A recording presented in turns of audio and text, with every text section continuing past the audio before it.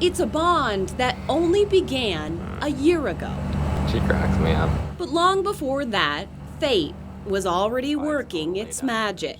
She came to me at a point in her life when she needed help, and it's like I could always use a friend, but right then it was like, I really needed her, and I think it was just, out of that necessity.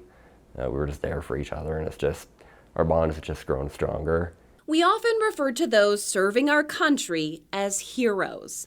Stephen Bonacarrere is an active duty Army Reserve officer with the National Guard. In December of 2019, he was deployed to Kuwait, Iraq, where he in fact became a hero to Sugar Cube. I called her Sugar Cube just because she's white and she's sweet like a sugar cube.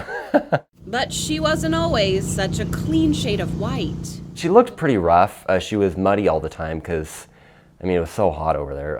But there was pools of water that she'd lay down in to cool off. She was pretty skinny when I found her because, I'm sure she just lived off scraps or whatever. A lot of the coworkers would say that there was 2 dogs on base, and one of them was really clean, and one of them was really dirty. I was like, no, there's just one. So I started feeding her, and then, we got in the pattern of she'd always show up and be there on time. It's cooling down?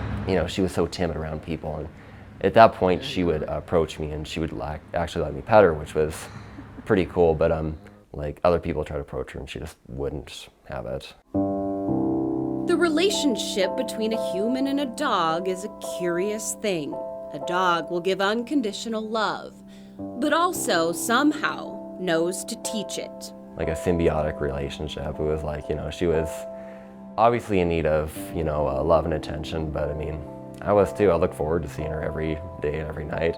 In a war-torn country on the other side of the globe from Montana, fate was well at work. But also at work was reality. You can't explain to an animal, like, hey, it's been a great 10 months, but I gotta go now. Hope you find someone else. Hey, baby. Bye-bye. Good girl. Yeah, now go play. Stephen reached out to an organization called SPCA International, a global animal rescue. There's a lot of service members that have brought dogs home with them in the past, and then I was like, okay, how do I do that? He filled out the paperwork and waited. I have to know in my heart that I did everything I could to try to bring her home. Okay, we're set to fly. Finally, Operation Baghdad Pups came through, sponsoring the cost of vet checkups, vaccinations, and a flight to a new home. Got her food, and she's marked because we have other dogs going to Canada, so we know this one is the American one from the flag.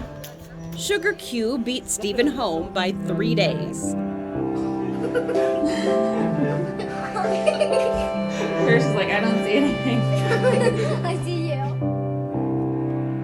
Many times when we think of a hero, we think of a man in a cape. For Sugar Cube, heroism came in the form of a young soldier from Montana. Baby, hey, hey. Being over there in that experience, we went through some stuff. It's, you talk with your family, but it's like, they'll never know what that place was like, or, what you were going through at that time and period in your life.